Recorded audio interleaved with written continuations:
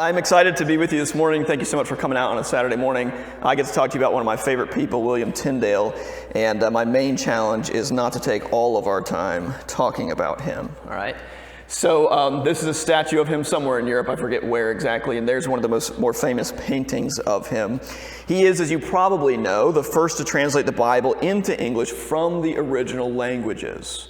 By the time of Tyndale, in the 16th century, the Bible had been translated into English by the followers of John Wycliffe, a name you're probably familiar with, but they had translated from Latin, not from Greek and Hebrew, whereas Tyndale makes the remarkable decision to translate from the original languages. That was a big deal at his time because Latin was very much the language of scholarship and the language of the church at the time. He left probably, I think it's fair to say, a more indelible mark on the English language and certainly on the language of the Bible in English than I would say any other single individual in history. He translates, by the time he dies, he translates the New Testament twice and also starts to make his way through the Old Testament and gets as far as 2 Chronicles. Some of you know the Old Testament's a little bit bigger, so we'll talk about why he didn't get all the way through in a minute. Some have measured, depends on partly how you measure, but some have measured that the most famous English translation, the King James Version, is something like 80% of Tyndale's work where it overlaps with his translation work. So that gives you some sense of just how significant his influence was on what we are probably more familiar with as the most famous translation. One of his biographers says that one key to Tyndale's genius is that his ear for how people spoke was so good. The English he was using was not the language of the scribe or the lawyer or the schoolmaster. It really was at base the spoken language of the people. And in fact, it's remarkable if you compare, say, his translation to even just his preface to his Bible. The language of the Bible section is actually quite a bit simpler than that of his introduction. And I think that's because he was familiar, he was so good with the original languages, he recognized the simplicity of the originals, and he really wanted to bring that out for his English readers. Now, having said that, he wasn't afraid to innovate either. And so he's responsible for coining a number of English words that you probably can't even imagine English not having. Words like anathema, or godly, or scapegoat, unbeliever, and zealous. Those are all words that Tyndale invents for the very first time ever. He's also the first one to ever use the word atonement theologically. It had been used at least once before that, but he uses it in a theological context. He's also responsible for such famous biblical lines as "Let there be light," "Fight the good fight," and he is the one who first gives us Jehovah for the name of God in the Old Testament, or you may be familiar with it as Yahweh. He also gets in a bit of trouble because he uses some new English words for things like the Greek word for church he translates as congregation instead of church. And he explicitly says, because at the time, people heard the word church and all they thought about was the hierarchy of the church. And he knew that in the New Testament, the word ecclesia, church, refers to the people.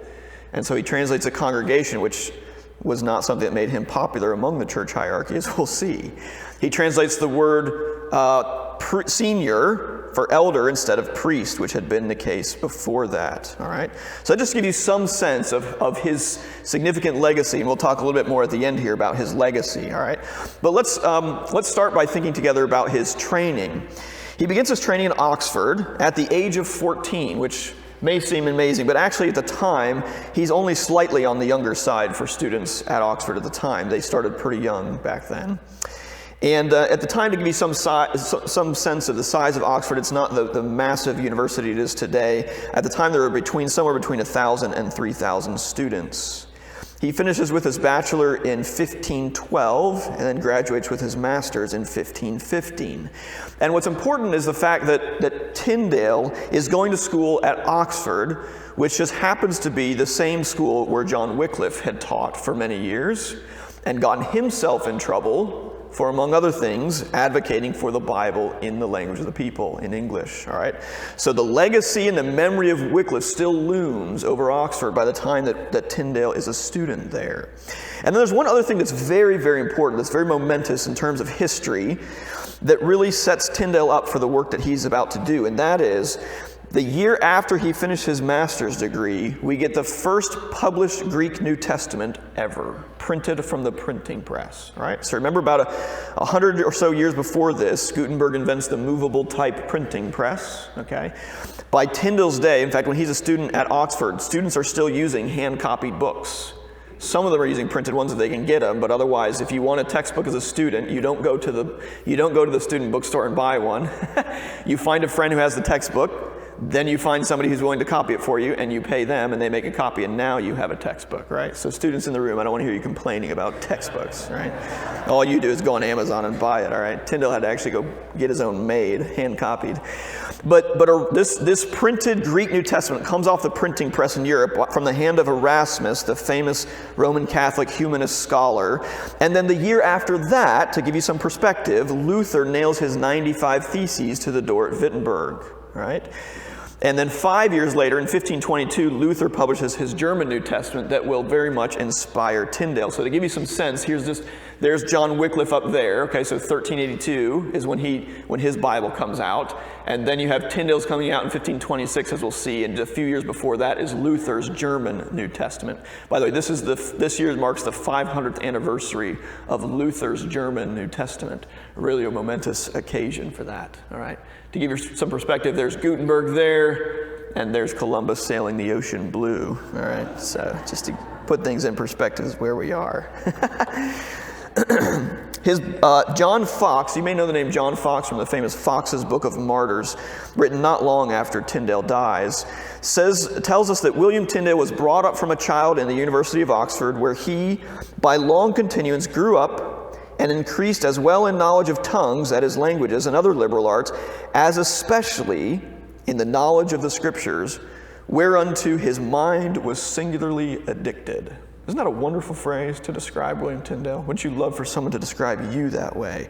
Singularly addicted to the Scriptures. And that was not necessarily typical, because the teaching of the Bible was not a thoroughgoing part of the curriculum at Oxford at the time. They were learning other things like the classics, they were learning law, and maybe theology, but not directly studying the Bible very much.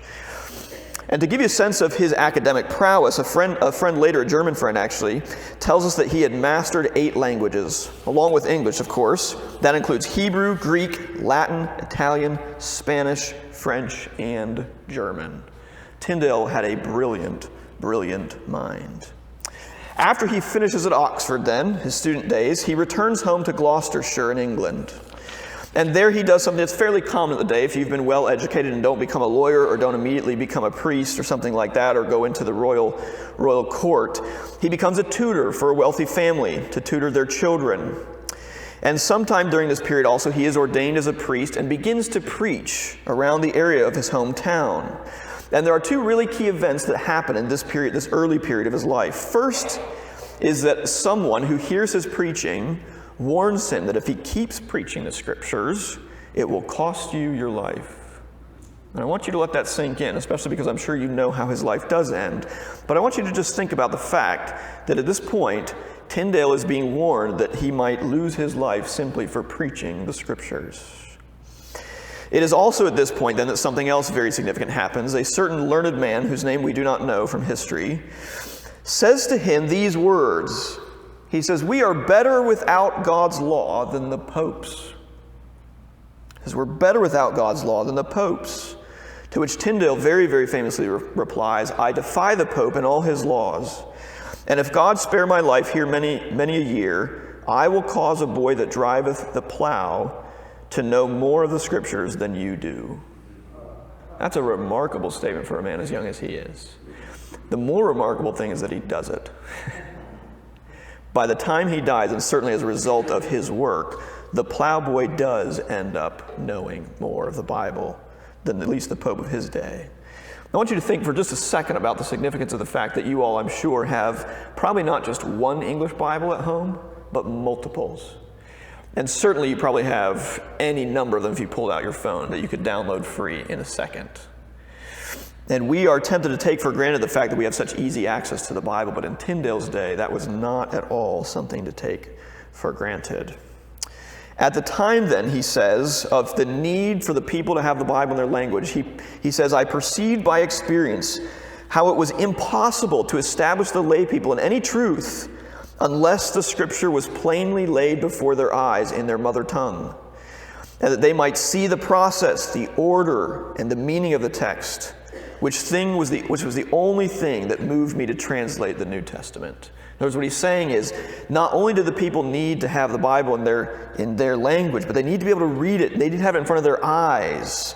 It needs to be readable to them so they can see the process, order, and meaning of the text. One of the things that Tyndale does, and he's following others before him, is that when he publishes his first New Testament, it has marginal notes. And then he includes introductions for each of the book. Interestingly enough, by the time he does this, Tyndale is very Lutheran in his theology, and his introduction to the book of Romans ends up being longer than the book of Romans itself, which tells you where he's being influenced by, yeah. But it's important because what Tyndale realized was he knew that this was the first time people had ever read the Bible in their own language. And it wasn't enough just to give it to them and throw them into the deep end. They were going to need help to understand it. The Bible's a big book, and if they're not familiar with it, they're going to need some help to understand it. You might say that's still what we do here at the seminary, right? In our teaching, in our training, preparing people for ministry, we are helping them understand and read the Bible, and that's what he's doing in those notes. All right, so that's his time in Gloucestershire where he's preaching. He's discovering a love for the Scriptures. He's seeing it have effect on people's lives, but he's also already encountering resistance to the ideas that are going to mark the rest of his life. So the next thing he does, he realizes he can't stay there in Gloucestershire. He needs to go to London. And there his plan is to meet the Bishop of London, one of the major leaders of the Church of England at the time, and his goal is to go there and try to secure support from him and a license to print so that he can translate the Bible and have it printed. One of the things you need to understand to appreciate what's going on at the time is you can't just go home, write a book on Microsoft Word, and hit print on your printer and hand somebody your book, do you see? Printing is a big deal. It takes a lot of work. And the only people that are allowed to do it are those who've been given permission by the throne, by the King of England, to do it. So you actually have to get permission before you can publish a book at the time, right? And so he goes to London hoping to secure permission from the Bishop of London to translate the Bible. He's already at this point produced several English translations of Greek classical works, so his skill as a translator is already evident. But the Bishop of London doesn't want anything to do with him. He never even gets a chance to meet him. At this point, he's probably already starting to work on his translation, but it becomes clear that there is not going to be any place for him to translate the Bible there. So he writes at one point that he realized not only that there was no room in my Lord of London's palace to translate the New Testament, that's the Bishop of London, but also that there was no place to do it in all of England. So he realizes the very place he wants to serve with this translation is not going to be a hospitable environment for him to do it. What's important, though, is that this time in London, about a year that he's there, is not a waste. Because during this time, he establishes some very key connections with various merchants in London who end up supporting him. They support him while he's there. He lives with them. But they then become key. Once he leaves England and translates the Bible, he has to have a way to get his Bibles back into England. Do you see? And then he has to have people who are willing to distribute them and sell them. And that's where these merchants become key to his success. As one writer says, the merchants of London, mainly in the cloth and tailoring industries, were firmly entrenched in the Lollard movement first set in motion by John Wycliffe 150 years earlier. A movement which was in touch with the German Lutherans and which, in defiance of the English church law, was crying out for a new translation of the Scriptures. And he goes on to say that such men as these merchants, who otherwise their names are not known to us in most cases, right? You've probably not thought of the merchants as being a key part of the story of Tyndale's Bible, but they are. Without them, his Bible never could have been sold. Such men as these were to provide the financial and shipping that were crucial to the success of the enterprise, and that is how, in 1525, Tyndale finds himself in the city of Cologne, in Europe, not in England, and in a printing house of a guy named Peter Quinto, all right? So that's where he ends up. He ends up in Europe, and he realizes there he has to print it. And this is a picture, then, of the earliest copy we have of a Tyndale Bible.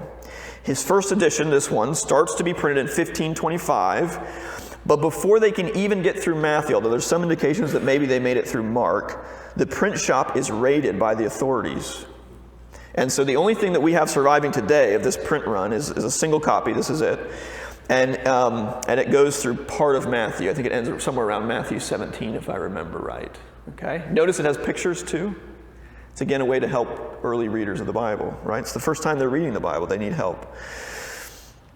It's the first time then in the English language that Matthew 7:7 says, "Ask and it shall be given you, seek and you shall find, knock and it will be open to you."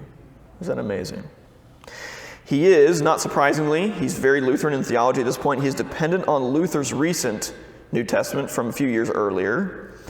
And so what he does is he flees from Cologne up the Rhine River to the city of Worms, the place where Luther had recently defended his theology just about 5 years before.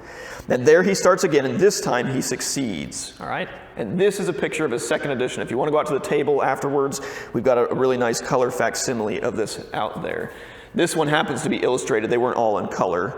And the notes in the margin there have been added as well by probably the same person who colorized it. And what's especially important about this second edition, besides the fact that he finishes it and that it can be sold finally, is that it's half the size of the first one, it's well printed, and it's very affordable. To give you some sense of how affordable it was in comparison, a bound copy of this might cost something like 5 days' wages for a skilled laborer at the time. All right, that's just one way to think about it. Now, that may actually sound like a lot. Imagine 5 days of your pay to buy a Bible. That still sounds like a lot to us, doesn't it? Because, again, you can download it for free on your phone. But put this in perspective, because a few centuries before, a Latin Bible might have cost somebody 15 years of that same worker's wages. 15 years, right? And then even before that, a copy of the Wycliffe Bible in English, the complete copy of the Bible, could still cost around 2 years' wages. So think about the incredible drop in price going from costing you 2 years' wages to have a complete Bible in English to all of a sudden you can now have it for a few days of your wages, right? That is really, really significant. And thousands of them are imported into England and sold, and it was immediately condemned by the very same Bishop of London who he had tried to get permission from. In October of that year, after its release, the Bishop of London sends out a prohibition of the book, calling it, saying, "In the English tongue, it is that pestiferous and most pernicious poison dispersed throughout all our diocese of London in great number." He had it burned on a public display at St. Paul's Cathedral there in London, an occasion at which he preached the marquee sermon to mark the occasion. Only 3 copies of this edition survive today. This is one of them.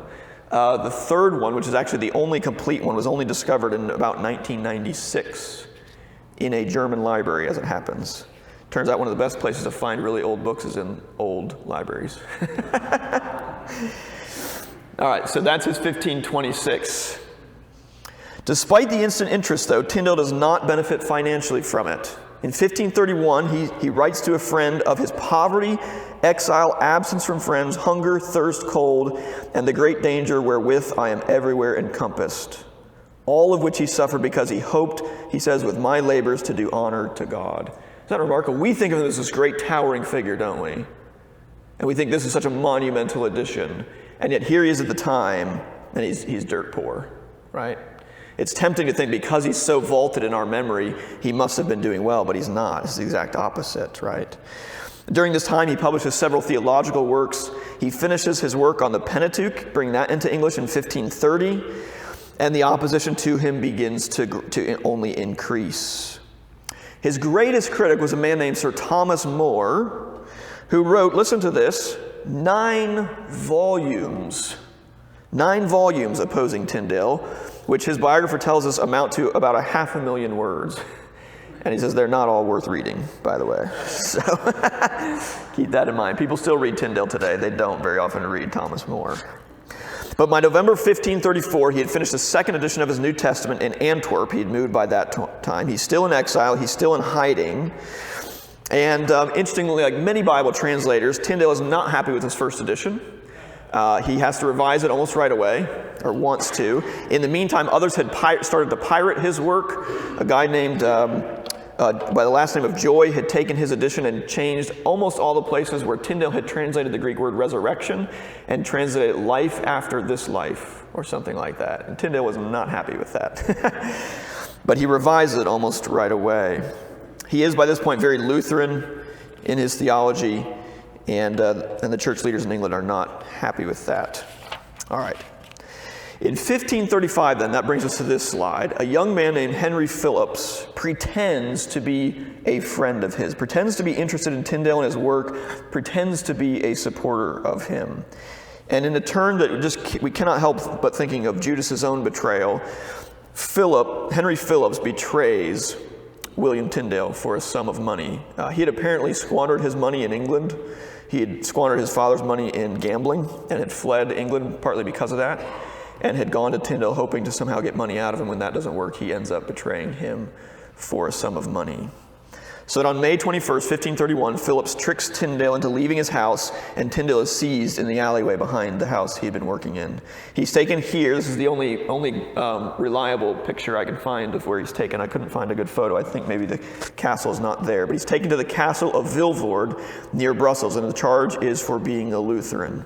And he's there in that castle for over a year, where he undergoes a consistent, a thoroughgoing interrogation by the Catholic leaders in that city.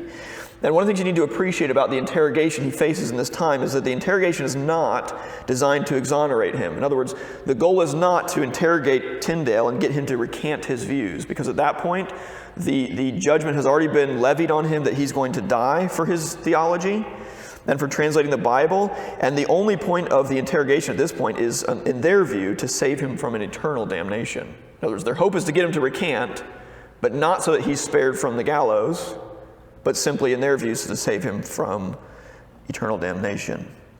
There's an incredibly poignant letter from Tyndale during this period. As winter approaches, he writes what is his last surviving letter. In fact, I believe it's his only surviving letter in his own hand. This is the only thing we have in Tyndale's own handwriting. It's extremely poignant. If it's okay with you, I want to take a few minutes to read some sections of it. He's writing to the lord of the castle and asking him for permission. And he says, "My overcoat is worn out. My shirts also are worn out." And he says, a friend of mine, has a woolen shirt, if he will be good enough to send it. I have also with him leggings of thicker cloth to put on above.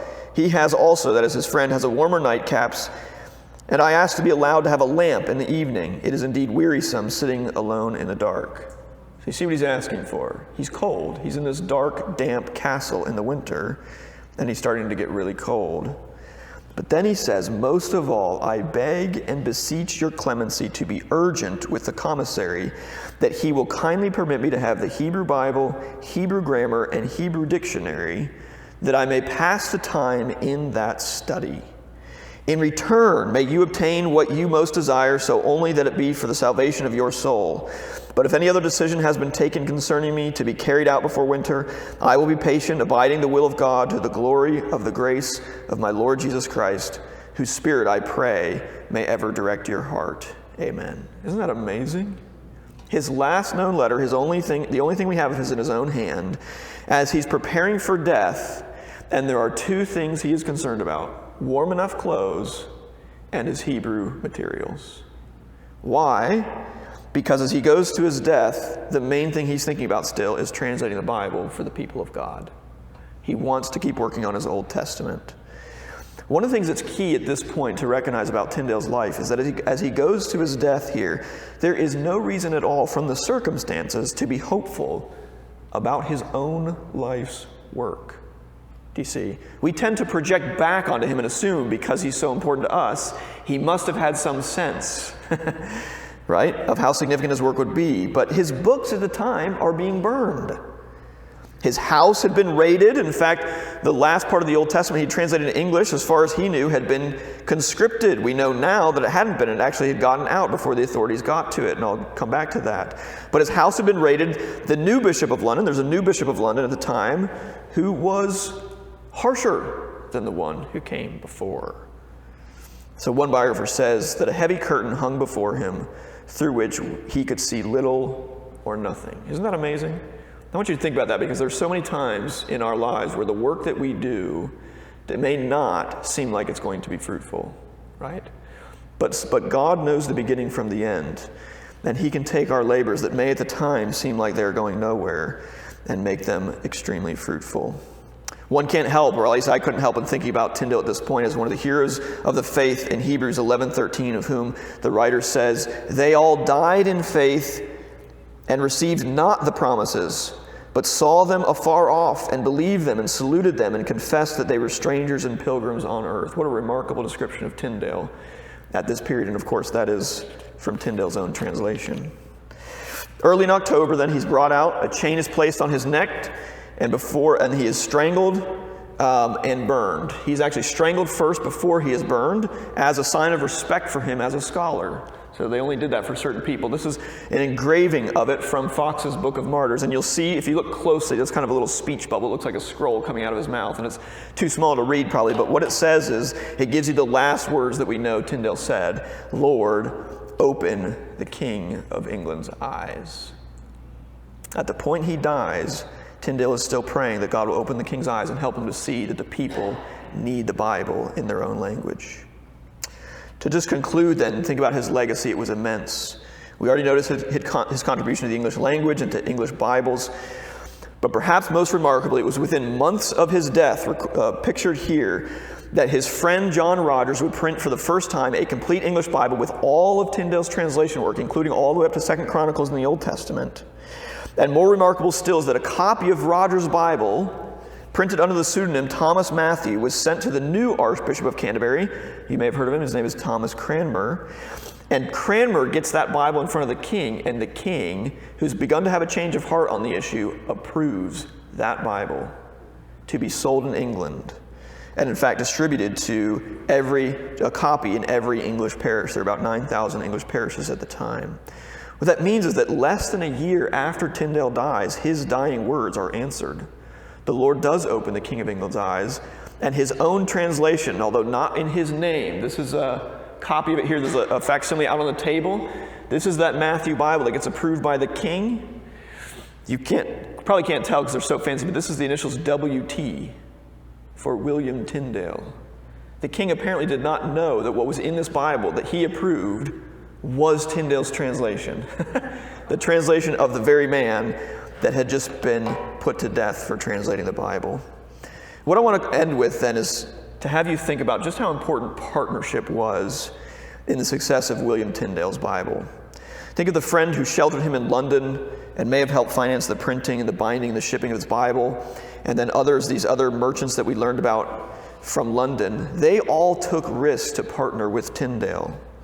In fact, one named Humphrey Monmouth ended up in the Tower of London for a time because of his support for Tyndale. At the time, even listening to a copy being read could be punished by death.